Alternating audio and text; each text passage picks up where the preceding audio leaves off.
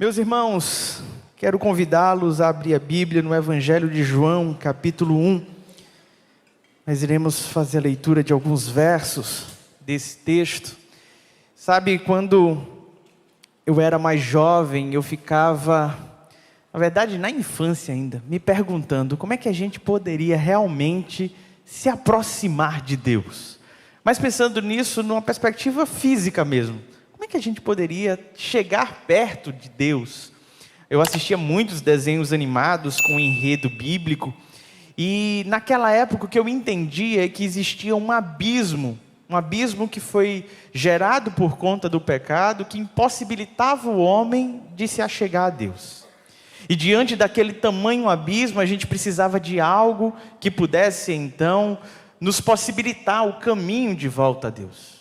Só que naquele olhar infantil, eu pensava que tudo estava organizado fisicamente falando. Era como se fosse apenas um plano só. Mas quando a gente vai amadurecendo e lendo as Sagradas Escrituras, a gente percebe que Deus é um ser transcendente. É um ser intangível. É um ser que está para além daquilo que eu e você somos. Apesar de sermos feitos à imagem e semelhança do Criador, Deus é Espírito, e eu e você, homens mortais. Eu e você, seres imanentes, físicos, querendo tocar aquilo que é metafísico, aquilo que vai para além da física. Então, quando eu comecei a me deparar com o enredo do pecado, e desse abismo que, quando eu era criança, era desenhado para mim, mostrando como é que eu poderia, mais uma vez, me reconectar com Deus, eu percebo que era muito mais do que preencher aquele buraco para me fazer chegar até o Pai. Eu percebo que precisava haver algo que mudasse a minha natureza. E é isso que vai nos ensinar o evangelista João no capítulo 1. Ele começa o capítulo 1 falando que aquele que é a palavra, aquele que é o verbo, se tornou carne. Isso quer dizer, o Deus que é transcendente, que é Espírito, se fez homem. E se fazendo homem, habitando entre nós, agora sim a distância encurtou. E ele se fez homem, para que hoje eu e você pudéssemos nos tornar filho de Deus. Essa é a promessa do Evangelho. E eu queria te convidar a ler a partir do verso 10 comigo. A palavra do Senhor no Evangelho de João, capítulo 1, a partir do verso 10, nos diz assim: aquele que é a palavra estava no mundo, e o mundo foi feito por intermédio dele.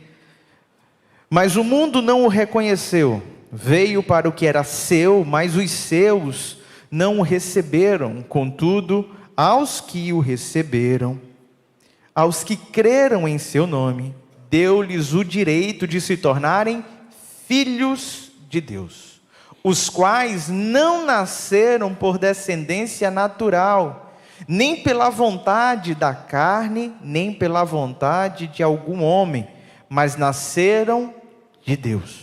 Aquele que é a palavra tornou-se carne, viveu entre nós, vimos a sua glória, glória como do unigênito vindo do Pai, cheio de graça e de verdade. Amém? Meus amados irmãos, quando nós lemos o Evangelho de João, nós percebemos de uma forma muito clara, em cada um destes capítulos, que Cristo Jesus é a manifestação do amor de Deus. É o amor de Deus encarnado neste mundo que nos religa ao Pai. O próprio Cristo, falando a respeito de si, no Evangelho de João, vai nos dizer que ele se considerava o caminho, a verdade e a vida. Ele entendia que o seu papel era reconectar o homem a Deus, era essa a sua missão, a missão de reconciliação. E para que essa missão se cumprisse, era necessário que o Deus que foi ofendido por nossos pecados, que foi ofendido por nossa corrupção, manifestasse perdão. Eu creio que Cristo Jesus é a encarnação do perdão de Deus. Sabe, quando nós cometemos uma falta, quando nós pecamos contra alguém, normalmente nós procuramos não apenas corrigir a rota, mas pagar por aquilo que fizemos. E quando nós temos condições de pagar pelo nosso erro, nós chamamos isso de desculpa. É quando eu e você somos capazes de retirar de sobre nós a culpa, pagando o débito, pagando a dívida. Mas quando eu e você não temos como pagar a dívida, tudo aquilo que o ofensor pode fazer por nós é manifestar o perdão. É dizer, você não tem condições alguma de pagar, mas misericórdia, cheio de graça, eu concedo para você uma absolvição. Deus, que é amor, que é graça, é um Deus justo. Quando eu vejo esse enredo do pecado, eu ficava me questionando, por que será que Deus simplesmente não disse, tá bom, vocês estão perdoados e acabou? Por que será que era necessário que Cristo Jesus viesse ao mundo de uma maneira extremamente humilde, padecesse ao longo de toda a sua vida e na reta final do seu ministério encarar a via dolorosa e morrer de cruz? Por que era necessária tamanha dor? Será que ele não simplesmente poderia dizer, está perdoados os seus pecados?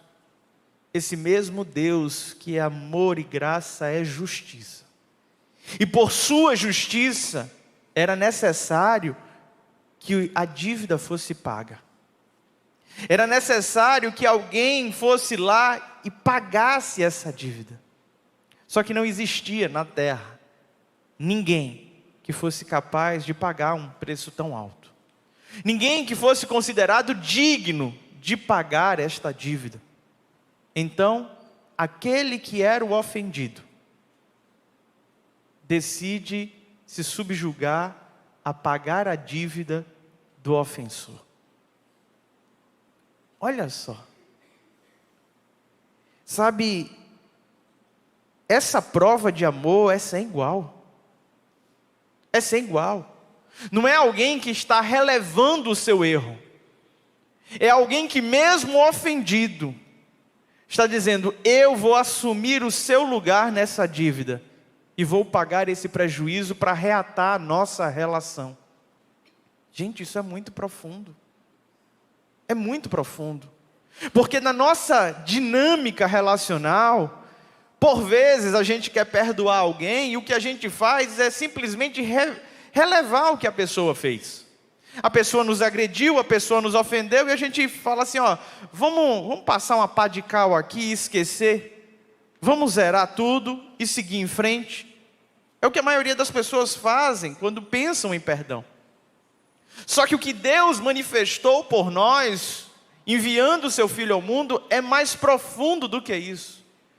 É alguém que foi ofendido por outro, já levou todo o prejuízo, e apesar de ter levado todo o prejuízo, diz, olha, eu vou arcar com tudo, para que a nossa relação possa ser restabelecida. E isso é muito difícil. Porque, pense você, normalmente, quando a gente é ofendido, o que é que a gente faz? O que é que a gente faz? Qual é a nossa postura? A gente diz, eu te perdoo. Mas a gente espera que o outro faça o quê? Que o outro venha. Não é assim? A gente espera que o outro faça por merecer o nosso perdão. Olha, estou te perdoando, mas você já sabe. E aí a outra pessoa vem para dentro dessa relação, tentando ali a todo custo pagar uma dívida. Quantos casais não vivem um cenário de julgo desigual na relação, porque o saldo é sempre devedor? Olha que absurdo. É aquela pessoa que está dentro de um relacionamento, mas ela está sempre se esforçando e batalhando, tentando fazer algo para suprir uma demanda que ela falhou lá no passado. E a relação fica desigual. O outro parece ser o senhor da razão dentro daquele relacionamento.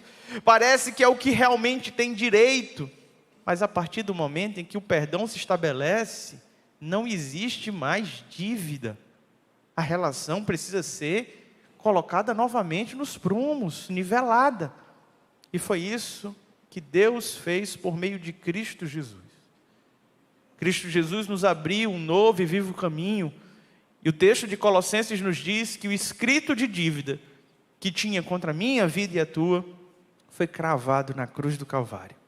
E a partir de então, eu e você podemos mais uma vez nos reconectar com o Pai. Eu queria te convidar a analisar esses versos que a gente leu. O verso 10 nos diz que o verbo, aquele que é a palavra, estava no mundo. E ele diz que este mundo foi criado por meio dele. Ele teve agência em toda essa criação. E quando ele estava no mundo, o mundo não o reconheceu. Cristo Jesus foi à cruz do Calvário porque as pessoas não conseguiam conceber um Deus encarnado, um Deus humano. Como é que pode uma natureza divina estar manifestada num ser mortal? Como é que pode? E diante desse conflito, as pessoas o condenaram à cruz. E Cristo Jesus voluntariamente assume esse lugar na cruz do Calvário. Ele não foi levado à cruz do Calvário porque as pessoas tinham força para o colocar.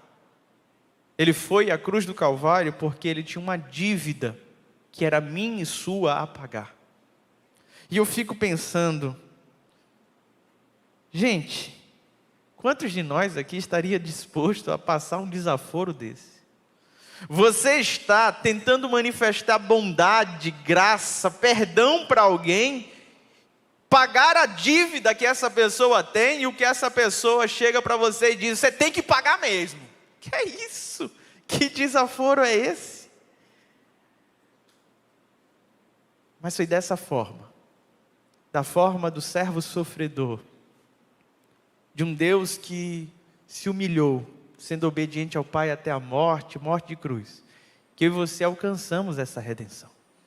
O texto diz que as pessoas não conseguiram o reconhecer. O verso 11 diz, veio para o que era seu, tudo foi criado por Ele, eu e você somos criação dEle, pertencemos a Ele. Só que o que o texto nos diz, é que os seus não o receberam, não o acolheram, além de não reconhecer, não quiseram restabelecer esse relacionamento. O verso 12 diz, contudo, aos que receberam, aos que creram em seu nome, deu-lhes o direito de se tornarem filhos de Deus. Sabe, meus amados irmãos, por mais que muitos digam que é filho de Deus, o que nós entendemos nas Sagradas Escrituras, é que filho de Deus é apenas aqueles que creem no nome do Filho unigênito do Pai. Nós só nos tornamos filhos de Deus a partir do momento em que reconhecemos esse nome precioso.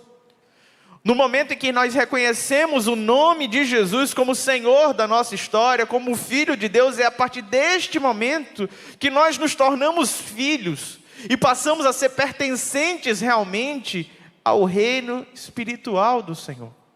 Enquanto não abrirmos mão de nossa vaidade e reconhecermos esse senhorio, continuaremos vivendo nesta natureza humana, carnal e corrompida.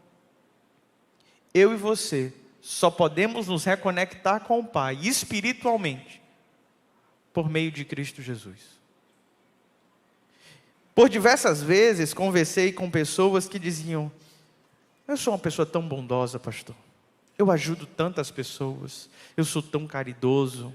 Eu já fiz coisas tão boas.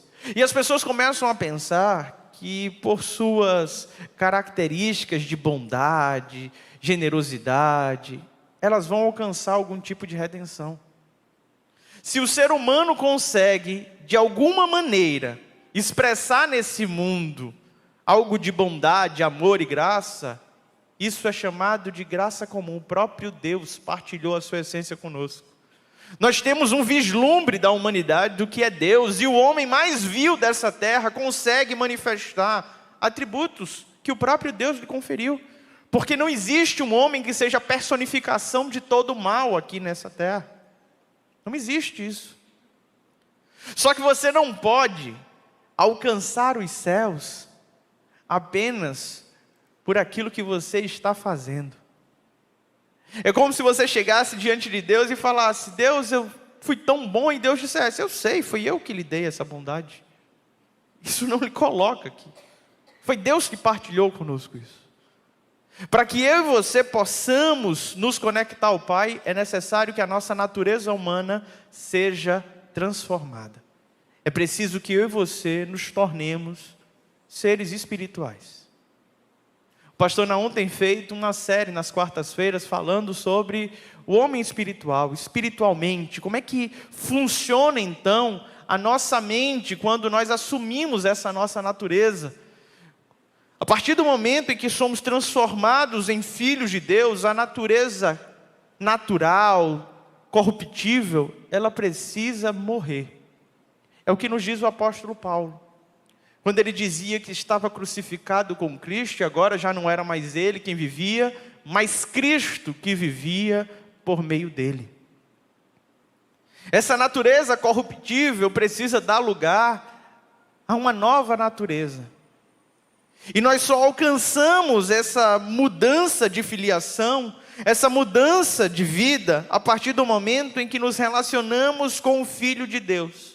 A partir do momento em que reconhecemos que Cristo Jesus é verdadeiramente o Senhor. O texto fala que não fomos nascidos de acordo com a descendência natural, nem pela vontade da carne, nem pela vontade de homem algum.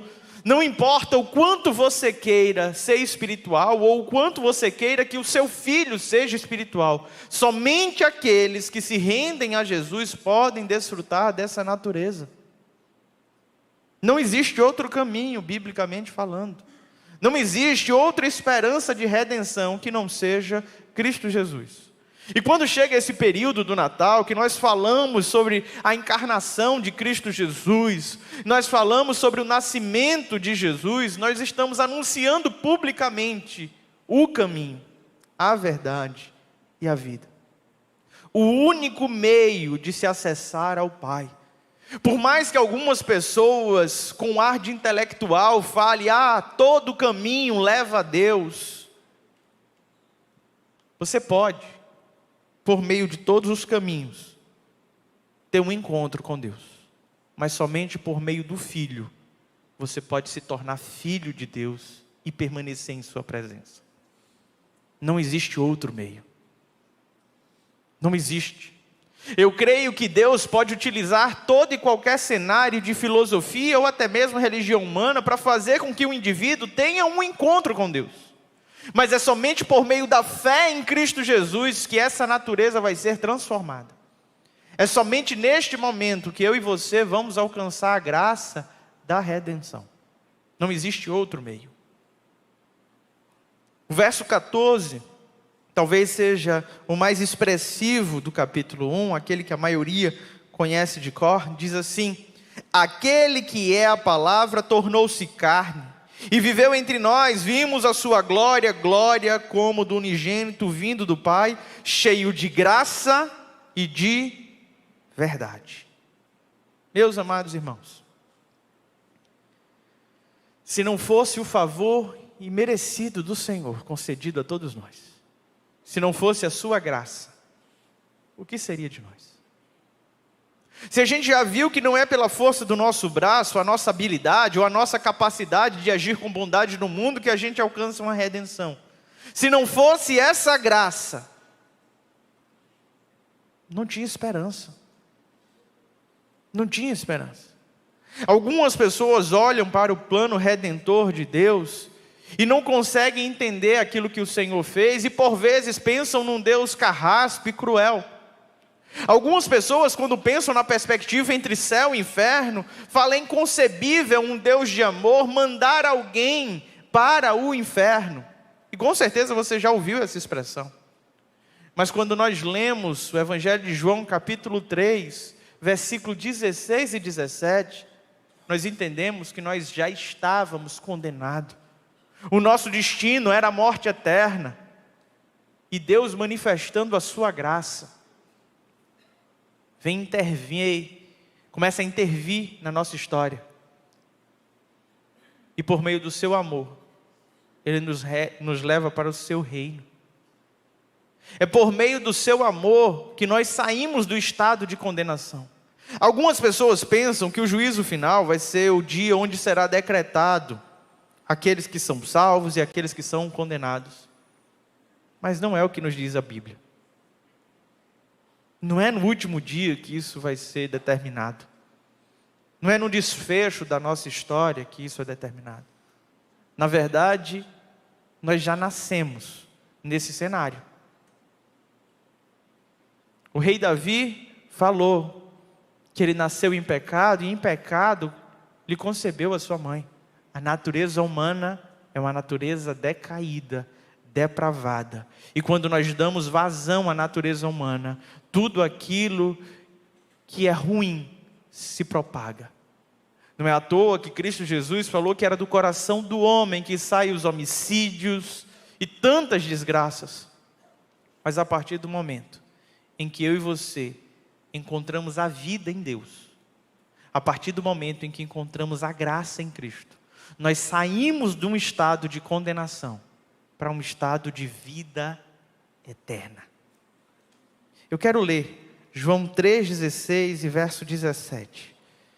Até o 18, a palavra do Senhor vai nos dizer assim: porque Deus tanto amou o mundo que deu o seu Filho unigênito para que todo aquele que nele crê não pereça, mas tenha a vida eterna.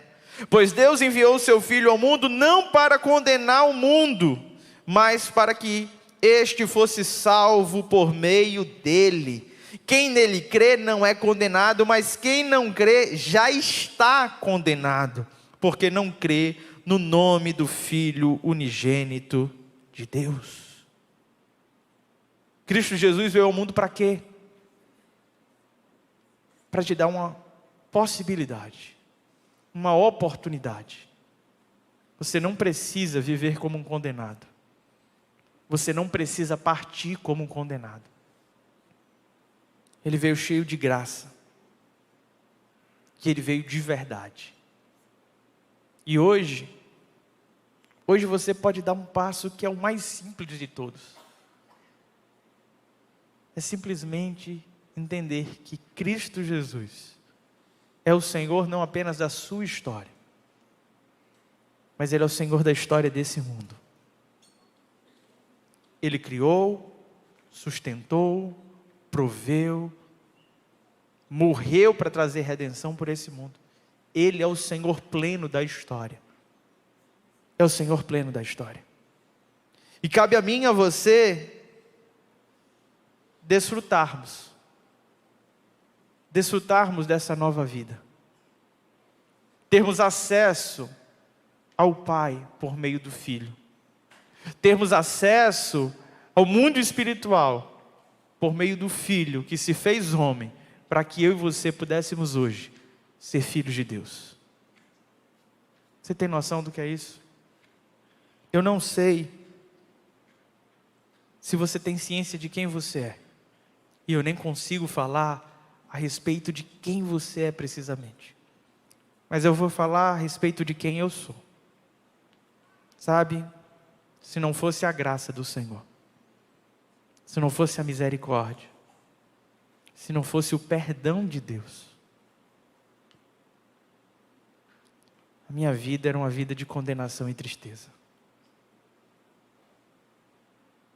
Somente aqueles que já experimentaram ser perdoado, sem merecer, sabe o que o Evangelho está dizendo. Somente aquelas pessoas que falharam moralmente, somente aquelas pessoas que ofenderam alguém e não tinha como reparar, que carecia de um perdão que era impossível de pagar, sabe o que é que esse texto está falando? O perdão se encarnou. O perdão se tornou alcançável ao homem. Não despreze o perdão de Deus. Seria a maior tolice que eu e você poderíamos fazer. O perdão de Deus estava inalcançável para o homem. Estava na prateleira de cima. Estava na prateleira daqueles que são santos, puros, daqueles que são espirituais. E Deus olhou para a humanidade e viu que esse perdão estava inalcançável. E Ele como um pai que dotou seus filhos de responsabilidade, colocou esse perdão na prateleira onde homens mortais como eu e você podemos alcançar. Você pode sair daqui hoje convicto de que é filho de Deus, a partir do momento em que você abre o seu coração para o Senhor e reconheça o seu sacrifício. A partir do momento em que você reconhecer que Cristo Jesus é o Filho de Deus, a partir do momento em que você entender que toda essa história que nós cantamos no período Natal, Páscoa e domingo após domingo, diz respeito com um perdão que Deus quer conceder a você, você pode desfrutar hoje de uma nova natureza. Você pode hoje se tornar um homem espiritual, uma mulher espiritual. A palavra do Senhor diz que aquele que é espiritual discerne bem todas as coisas. E a minha oração nesse momento é que o Santo Espírito de Deus toque em teu coração, te trazendo convencimento da obra de salvação de Cristo Jesus. Você pode hoje receber o perdão do Senhor. Eu não sei o que é que você estava buscando quando você veio aqui hoje, mas eu preciso te dizer que o perdão está ao teu alcance. O perdão está disponível. Basta que você hoje abra o seu coração e reconheça esse doce nome de Jesus. A palavra de Deus diz que haverá um dia que todo joelho há de se dobrar e toda língua de confessar que Jesus Cristo é o Senhor, para a glória de Deus Pai. Esse nome tem poder. Por meio do nome de Jesus, você pode receber agora o perdão dos seus pecados. Feche os teus olhos, curva a tua cabeça. Esse é o teu momento com o Senhor.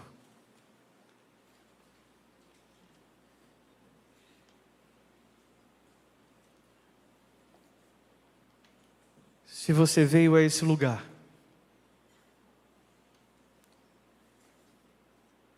e hoje você entende que precisa de perdão, somente você sabe o que você fez, somente você sabe a quem você ofendeu e como você ofendeu, somente você sabe que não tem condições de reparar esse erro, esse dano. Hoje, o Senhor está dizendo para você: eu posso tirar essa culpa dos teus ombros. Eu posso tirar essa culpa da tua história, essa mácula. Eu posso te dar uma nova história. Eu posso te dar um novo tempo.